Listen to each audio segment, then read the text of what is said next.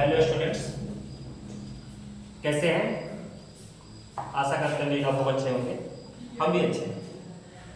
देखिए, आज हम लोग स्टार्ट करेंगे क्लास 10 त्रिकोणमिति। त्रिकोणमिति चैप्टर में अगर देखा जाए तो नाम से ही ये कंफर्म है कि त्रिकोणमिति मतलब कि तीन कोणों को मिलाकर बनने वाला समूह, अर्थात जो ये त्रिकोणमिति है वो तीन कोणों के समकोण त्रिभुज पर आधारित है या उसके इर्द गिर्द घूमती है। क्लास 10 की त्रिकोणमिति अगर देखा जाए तो संपूर्ण रूप से आपको एक समकोण त्रिभुज के आधार पर ही अध्ययन करना है। समकोण त्रिभुज आप जानते होंगे, तीन भुजाओं से घिरी हुई वह बंद आकृति जिसमें एक कोण 90 डिग्री का होता है। ए बी सी अगर ये त्रिभुज है, इसमें अगर ये कोण हो गया आपका 90 डिग्री, तो ये यहाँ पे 100% क्लियर है कि जो कोण ए होगा वो एक न्यून कोण होगा और कोण जो सी होगा वो भी एक न्यून कोण होगा। न्यून कोण अगर बोला जाए तो 0 डिग्री से बड़ा एंगल और 90 डिग्री से छोटा एंगल, अर्थात जो यहाँ पे थीटा है वो एक क्या है, न्यून कोण है। थीटा न्यून कोण है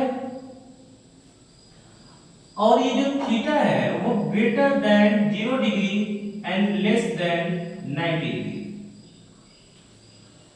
क्योंकि अगर ये थीटा एंगल अगर 90 डिग्री से बड़ा हो जाएगा तो 90 वो और 90 से मतलब 1 डिग्री भी अगर अधिक हो जा रहा है तो 91 डिग्री हो जाएगा तुम्हारा 181 अंश, जो एक समकोण त्रिभुज के तीनों टुकड़ों के योग से ज्यादा हो जा रहा है। इसलिए त्रिभुज का निर्माण होना क्या हो जाएगा, असंभव हो जाएगा।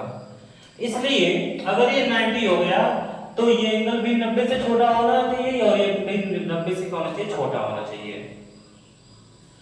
ठीक है, आगे देखिए त्रिकोणमिति में आपको जो क्लास 10 की त्रिकोणमिति है ये बेसिकली 6 त्रिकोणमिति अनुपातों पर आधारित होती है।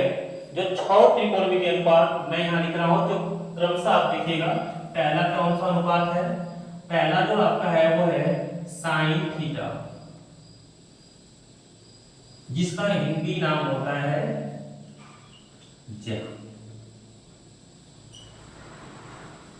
दूसरा अनुपात जो है वो है आपका कॉस थीटा, जिसका हिंदी नाम जो होता है वो होता है कोज्या। और तीसरा अनुपात अगर देखा जाए तो वो है आपका tan थीटा, जिसका हिंदी नाम होता है स्पर्शज्या।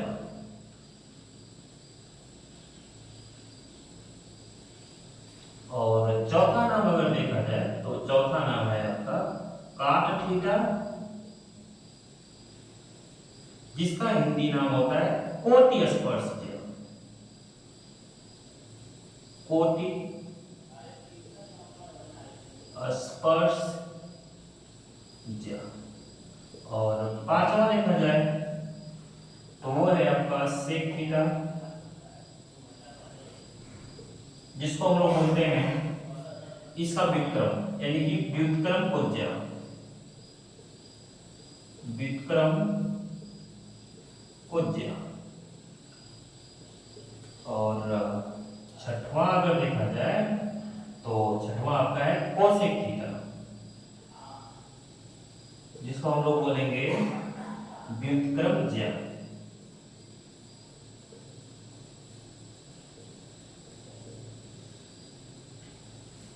इसको नोट करिएगा।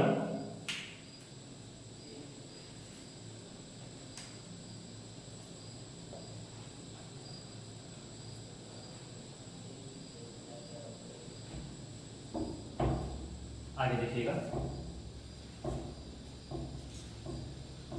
साइन थीटा का अगर व्युत्क्रम देखा जाए तो यहां से क्लियर है कि व्युत्क्रम ज्या मतलब कि कोसेक थीटा, अर्थात साइन थीटा का जो व्युत्क्रम होता है वो होता है आपका कोसेक थीटा। साइन थीटा का व्युत्क्रम कौन हो गया, कोसेक थीटा, तो कोसेक थीटा का व्युत्क्रम हो जाएगा साइन थीटा, इधर एरो लगा देता हूं। उसी प्रकार से cos थीटा का अगर व्युत्क्रम देखा जाए तो होगा sec थीटा, तो इधर एरो लगाता हूं, और sec थीटा का जो व्युत्क्रम होगा वो cos थीटा में इधर एरो लगाता हूं, कहने का मतलब ये इधर और ये वाली। उसी प्रकार से tan का क्या हो जाएगा, तो tan का हो जाएगा cos थीटा और cos थीटा का हो जाएगा tan थीटा। ये तो हो गया व्युत्क्रम।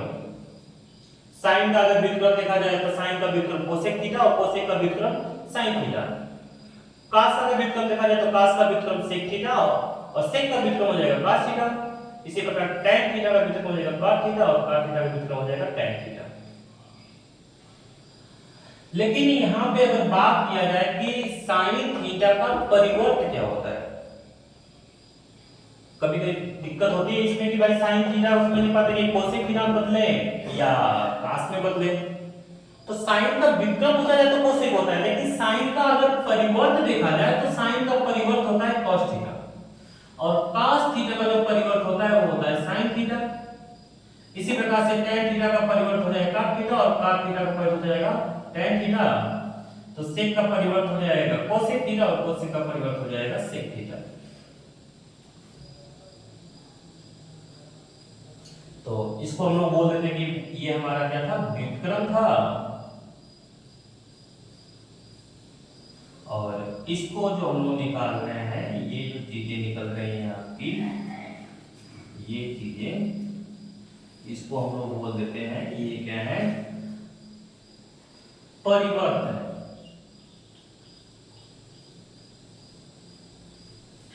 परिवर्त है साइन का परिवर्त cos, cos का परिवर्त sin, tan का परिवर्त हो जाएगा cot थीटा और cot का परिवर्त हो जाएगा tan थीटा, sec का परिवर्त हो जाएगा cosec थीटा और cosec का हो जाएगा sec थीटा। आगे देखिएगा कि अगर पूरी त्रिकोणमिति अगर क्लास 10th की अगर समकोण त्रिभुज पर आधारित होती है तो समकोण त्रिभुज में इनकी जो भुजाएं होती हैं, इनके नाम होते हैं कि जो 90 अंश के सामने वाली भुजा है वो कर्ण होती है, बाकी इसको लंब माना जाए, इसको आधार माना जाए। या बातें ये भी समझ में आ सकती है कि ये लंब हो सकती है, ये आधार हो सकती है। इसको क्लियर करने के लिए आपको थीटा देखना होगा। अगर थीटा हो इस कोण को बोला तो इसके सामने की भुजा ये लंब हो जाएगी और ये आधार हो जाएगी। अगर ये थीटा इसको न बोलकर इसको बोले तो ये लंब हो जाएगा और ये आधार हो जाएगा, क्योंकि कर्ण फिक्स होता है, कर्ण तो फिक्स होता है, और लंब को फिक्स करने के लिए आपको ये देखना पड़ेगा कि किस थीटा की बात कर रहा है।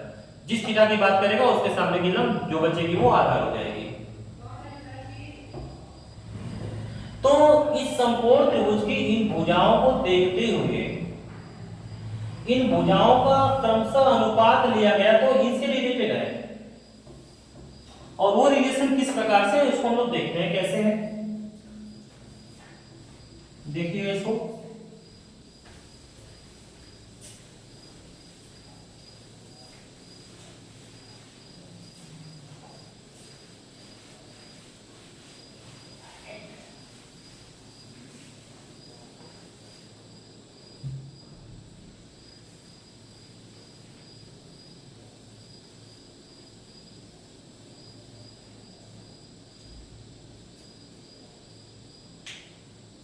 ये देखते हैं समकोण त्रिभुज जिसका नाम ए बी और सी, और ये हो गया 90। तो अगर ये 90 अंश का कोण है तो इसके सामने की ये भुजा हो जाएगी आपकी कर्ण। अगर इसको थीटा बोला जाए, जैसे पीछे बताया गया, अगर ये थीटा है तो ये क्या हो जाएगा, लंब हो जाएगा। तो जो बचा वो क्या हो जाएगा, आधा हो जाएगा, जो बच गया वो हो गया आधा। तो इन भुजाओं का अनुपात ले लेकर क्रमशः त्रिकोणमिति जो अनुपात होते हैं साइन cos, tan cot और sec और cosec, इनसे इनका रिलेशन देखा गया। और वो रिलेशन किस प्रकार से देखा गया, साइन थीटा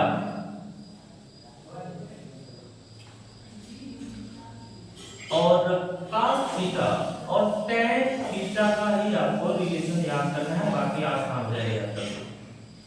साइन का अगर रिलेशन देखा जाए, साइन का अगर रिलेशन देखा जाए तो साइन थीटा का अनुपात जो हो जाएगा वो क्या हो जाएगा, लंब बटा कर्ण। और cos थीटा का अगर अनुपात लिखा जाए भुजाओं में तो आधार बटा कर्ण। और tan थीटा का अनुपात देखा जाए तो वो हो जाएगा लंब बटा आधार। ये तीन अगर याद हो गए तो आप जानते हैं कि साइन का जो व्युत्क्रम होता है वो होता है कोसेक थीटा। तो साइन का व्युत्क्रम अगर कोसेक है, यहां से अगर हम पूछें कि कोसेक थीटा का मान क्या होगा तो वो इसका व्युत्क्रम हो जाएगा, यानी कि ये हो जाएगा आपका कर्ण बटा लंब। इसी प्रकार से cos का व्युत्क्रम पढ़े थे कि सेक होता था, तो अगर cos का व्युत्क्रम अगर सेक होता था तो हम अगर यहां से बात करें कि सेक थीटा बराबर क्या होगा, यहां से हम बात करते हैं, यहां पे निकाल देते हैं हम लोग कि सेक थीटा बराबर क्या होगा, तो सेक थीटा बराबर क्या होगा, इसका व्युत्क्रम तो कर्ण बटा आधार होगा, कर्ण बटा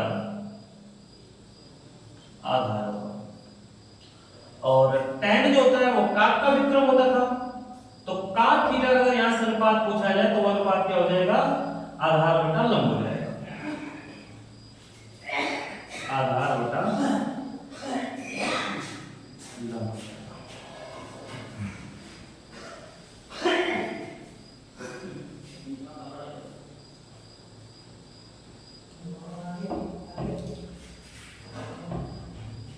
मतलब कि ध्यान दीजिएगा, साइन थीटा का अनुपात अगर इसे देखा जाए तो लंब बटा कर्ण, cos थीटा का अनुपात अगर देखा जाए तो आधार बटा कर्ण, और tan थीटा का अनुपात अगर देखा जाए तो लंब बटा आधार होता है।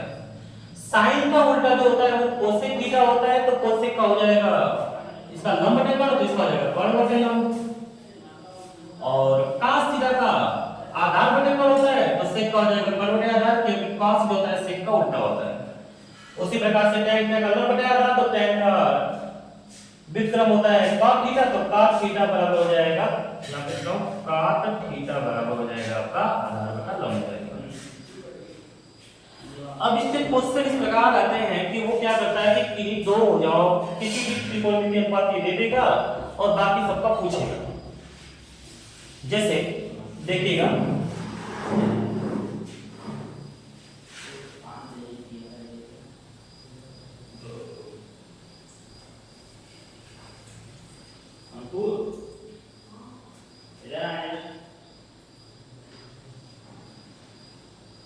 जैसे देखा जाए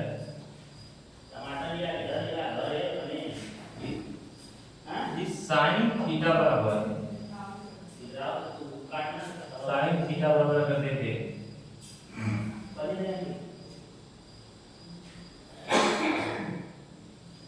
4/5, साइन थीटा कर देते 4/5, और वो हमसे पूछते यहां से कि cos थीटा क्या होगा, tan थीटा क्या होगा और cot थीटा क्या होगा। इसी प्रकार से sec थीटा भी पूछ दिया जाए क्या होगा और cosec थीटा भी पूछ दिया जाए क्या होगा। तो इसको देखने के लिए आप क्या करेंगे कि sin थीटा बराबर 4/5 दिया, तो sin थीटा का अभी हम अनुपात देखे थे तो लंब बटा कर्ण होता था, क्या होता था, लंब बटा कर्ण। तो लंब बटे कर्ण होने का मतलब ये नहीं कि हम क्लियर कर दें कि ये 4 जो हो जाएगा वो लंब हो जाएगा और 5 जो हो जाएगा वो कर्ण हो जाएगा। तो अनुपात दिया है कि साइन में जब 4 है तो ये 5 है, इसका मतलब नहीं कि लंब 4 है और कर्ण क्या है 5 है। कहने मतलब कि इसकी अनुपातिक संख्या कुछ होगी, उस अनुपातिक संख्या को हम के मान लेते हैं। तो लंब जो हो जाएगा हमारा, अगर अनुपातिक संख्या के मान लिया जाए तो लंब जो हो जाएगा वो हमारा 4 के हो जाएगा और कर्ण जो हो जाएगा वो हमारा क्या हो जाएगा 5 के हो जाएगा। और इस प्रकार से एक समकोण त्रिभुज लेते हैं यहाँ पे, ये आप इसको थीटा बोल देते हैं। अगर थीटा है तो ये लंब होगा, और ये 90 एंगल है तो ये कोण होगा, और ये होगा आपका आधा। तो लंब जो निकल रहा है हमारा 4 का निकल रहा है, और कोण हमारा जो निकल रहा है कितने का निकल रहा है, 5 का निकल रहा है। तो यहां से अगर आधार की बात किया जाए तो हमको पता है कि कोण का स्क्वायर पाइथागोरस प्रमेय से जानते होंगे इसको, पाइथागोरस प्रमेय से किसी समकोण त्रिभुज में पाइथागोरस प्रमेय बताती है कि किसी समकोण त्रिभुज में सबसे बड़ी भुजा का जो वर्ग होता है वो शेष दो भुजाओं के वर्गों के योग के बराबर होता है। अर्थात सबसे बड़ी भुजा मतलब कोण का जो वर्ग होगा वो शेष दो भुजाएं, मतलब कि लंब का स्क्वायर प्लस आधार स्क्वायर के बराबर होगा। तो कोण हमारा कितना था, कोण हमारा था 5 के, तो 5 के का यहाँ पे स्क्वायर कर देते हैं। लंब हमारा था 4 के, तो 4 के स्क्वायर कर दे रहे हैं, प्लस आधार नहीं पता है तो आधार को आधार के स्क्वायर लिखते हैं। ये हो जाएगा हमारा 25 के स्क्वायर बराबर हो जाएगा 16 के स्क्वायर प्लस आधार का स्क्वायर। तो अगर आधार की स्क्वायर की बात की जाए तो 25 के स्क्वायर हमारा यहीं पे है, और इसको इधर लेते हैं 16 के स्क्वायर को, तो इधर आके माइनस हो जाएगा 16 के स्क्वायर। तो आधार स्क्वायर अगर देखा जाए तो 25 में 16 गए तो 9 के स्क्वायर, और आधार अगर देखा जाए तो ये चला जाएगा अंडर रूट 9 के स्क्वायर। तो आधार हमारा आ गया 9 का वर्ग 3 और के स्क्वायर का 3 के। लंब हो गया हमारा 4 के का, कोण हो गया 5 के का, और आधार हो गया 3 के का। इस प्रकार से अगर देखा जाए तो हमसे पूछा गया cos थीटा का, तो cos थीटा का जो मान होता है वो भी हम बताए थे, या आप ऐसे याद कर सकते हैं, लाल बटा कब का, लाल बटा कब का। ये पहला जो अनुपात होता है वो sin थीटा का दिखाता है, sin थीटा नीचे की तरफ। दूसरा जो होता है वो cos थीटा दिखाता है, और ये तीसरा जो है वो tan थीटा दिखाता है। ये नीचे की तरफ sin लंब बटे कोण, cos थीटा का मतलब आधार बटे कोण, और tan थीटा हो जाएगा लंब बटे आधार। उसी प्रकार से अगर ऊपर देखा जाए तो ये दिखाता है cos थीटा, और ये दिखाता है sec थीटा, और ये दिखाता है cosec थीटा।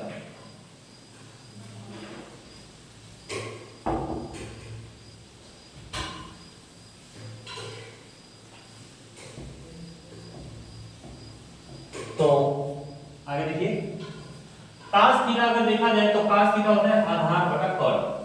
तो आधार हम निकाले हैं 3 के, तो यहां लिख देता हूं 3 के, और कोण निकाला हूं मैं 5 के, तो यहां लिखता हूं 5 के से क्या हो जाएगा कैंसिल, अर्थात cos थीटा का जो मान आएगा वो आएगा 3/5। उसी प्रकार से tan थीटा का मान देखा जाए तो tan थीटा बराबर होता है, देखिएगा tan theta l upon a मतलब कि लंब बटा आधार। तो लंब हमारा कितने का है 4 के, और आधार कितने का है 3 के, तो k से t कैंसिल, अर्थात tan थीटा बराबर 4/3। अगर यहाँ पे बात किया जाए कि cos थीटा क्या होगा, तो cos थीटा tan का उल्टा होता है, तो tan थीटा का 4 पे 3 है, तो cos थीटा हो जाएगा 3/4। या आप यहाँ से अनुपात भी देख सकते हैं, आधार बटे लंब, तो आधार हमारा 3 के और लंब हमारा 4 के, तो 3/4 होगा, के से कैंसिल होके 3/4 आएगा, ये 3/4। उसी प्रकार से अगर sec थीटा देखा जाए तो sec थीटा जो होता है वो cos का व्युत्क्रम होता है, तो cos थीटा है 3/5, तो sec थीटा हमारा क्या आएगा 5/3। उसी प्रकार से अगर आगे देखा जाए इसको cosec थीटा को, तो cosec थीटा जो होता है वो sin थीटा का व्युत्क्रम होता है। cosec थीटा अगर sin थीटा का व्युत्क्रम है तो cosec थीटा बराबर हो जाएगा जो sin थीटा दिया होगा उसका रिवर्स, यानी कि 4/5 sin थीटा है, तो cosec हो जाएगा हमारा 5/4। इस प्रकार से हम लोग क्या करेंगे, किसी एक का अगर अनुपात देगा तो बाकी सबका अनुपात इस प्रकार से हम लोग निकालते हैं। आगे अगर देखा जाए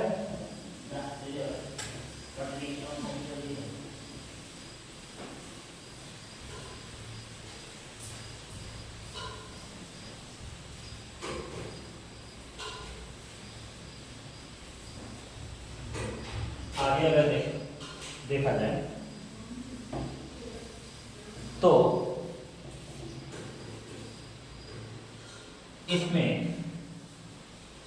क्लास 10 में आपकी 3 समीकरण पढ़ना है और तीनों समीकरणों को हम लोग केवल एक समीकरण से निकालेंगे और वो पहली समीकरण लोग याद कर ले रहे हैं sin square theta plus cos square theta बराबर 1 होता है।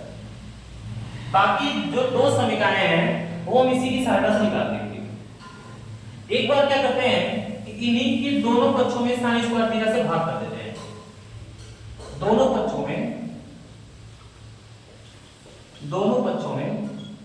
sin स्क्वायर थीटा से भाग करने पर अगर दोनों पक्षों में sin स्क्वायर थीटा से भाग किए होंगे तो देखिए क्या आ रहा है, sin स्क्वायर थीटा बटा sin square theta plus cos square theta बटे sin स्क्वायर थीटा बराबर 1 अपान sin स्क्वायर थीटा। तो ये तो sin square theta cancel 1 plus cos theta बटे sin थीटा।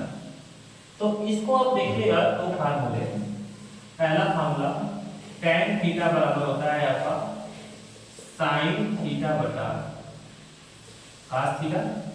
इसको अगली वीडियो में निकाल के दिखा देंगे कैसे आ रहा है।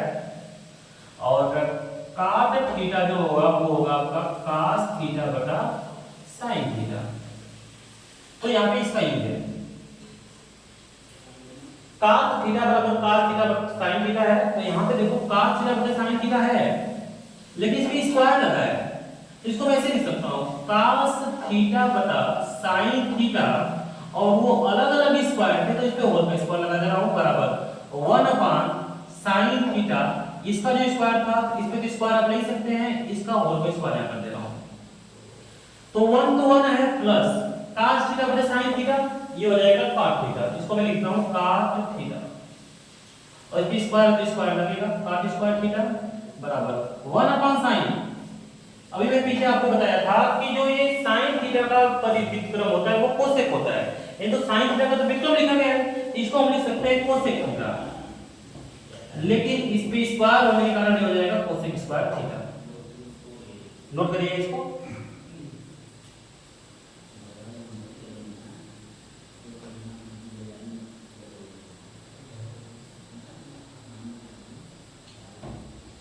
आगे देखिए, अगली समीकरण हम लोग फिर वहीं से निकाल देंगे।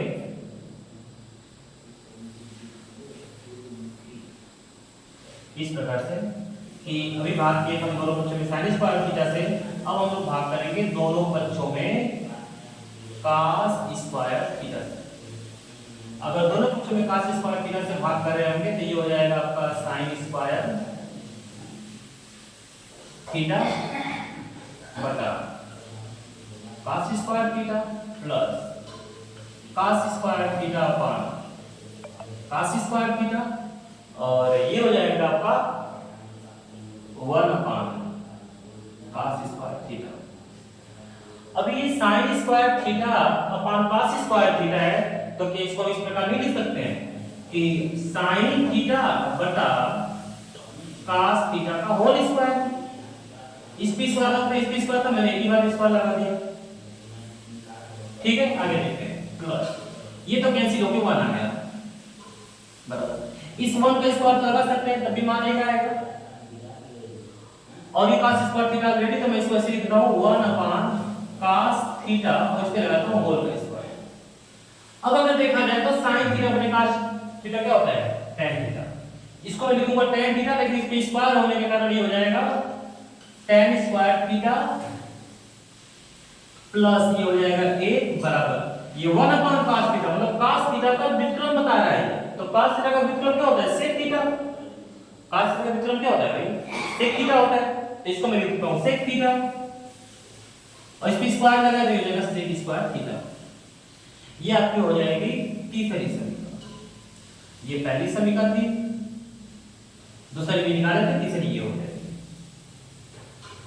आगे इन समीकरणों का अनुप्रयोग अगले वीडियो में देखेंगे। Thank you.